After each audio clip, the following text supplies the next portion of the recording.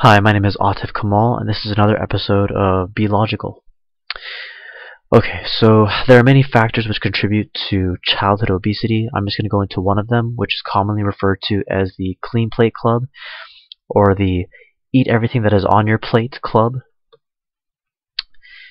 And I have a question for you, which I'll express in the form of a conditional statement. If every kid had a full plate of food, would they eat everything on it? Would every single one of those kids eat all the food on their plates? My answer to that is not necessarily. Why is that? Well, we have to be precise in terms of the kinds of eating habits that there are. There is the clean plate kid, which will consume everything on their plate regardless of how much food is on it. And then there is the self-disciplined kid, who only eats until they are no longer hungry. They eat until they satisfy their hunger. Okay? Now, which one will eat more? Well, it still depends. We need to be precise about how much food they would have available to them. Because if the clean plate kid had less food available to them than the self-disciplined kid, it's possible that the clean plate kid would eat less than the self-disciplined kid. So now, let's say they have a 20-piece bucket of KFC chicken. Let's say that they have the same metabolism, same level of hunger, but they only differ in their ability to control their appetites. Okay? Now, which one of these types of kids will eat more? Hands down, it'll be the plate cleaning kid. Okay? Why is that? What is the origin of the difference between the two? What they have in common is that they have become accustomed to the way that they ate, either because of their own predisposition, their own experiences, or how they were nurtured by authority figures such as their parents.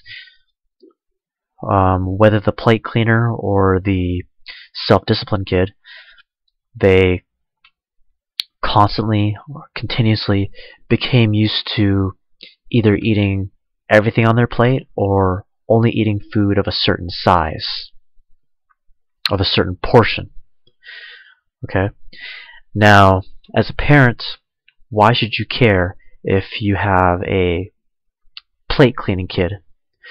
Well, it's because an overconsumption of calories is at the very least correlated with weight gain, and obesity can lead to ailments like heart disease, diabetes, blood pressure, arthritis or joint pain, depression or stress, high or bad cholesterol, cancer, sleep apnea, and infertility. And I'm getting that from Lauran, Neergaard, and Jennifer Agiesta from the Associated Press. They wrote an article called "Poll: Few Americans Know All the Risks of Obesity." And actually, I have a relative who is overweight at the very least. I don't know if they're classified as being obese, but I think they're definitely overweight.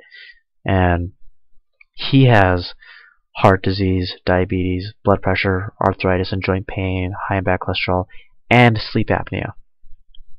So just to share a personal experience with you. Okay. Now, let's say you're starting from a clean slate. You have a child whose eating habits are developing. Okay? Now, what would you need to do to get that child to be a self-disciplined eater? Well, first of all, you need to set restrictions for their portion sizes, and you need to be able to communicate them in a way that your child would clearly understand. But let's say you're able to perfectly communicate those portion sizes. If you perfectly communicate those portion sizes, does that mean that your child would comply with them? Nope, it does not necessarily mean that. Because they could either just forget what those portion sizes are, or they could simply completely disagree with the portion sizes that you communicate, which means it's still possible that they would do the opposite of what you communicated that you want them to do. So then that means you need to get them to care about the portion sizes that you want them to eat. So the idea is, if your child cares about the portion sizes that you set, they will be motivated to comply with those portion sizes. Now, to get them to care, I would suggest, as a parent, you need to express to them why it's important to you for them to eat only certain portion sizes, why you think it's important to the child, and what process you would go through to modify your originally agreed portion sizes should they disagree later on. Now, let's say you don't want to go through all of this. You don't want to go through a discussion.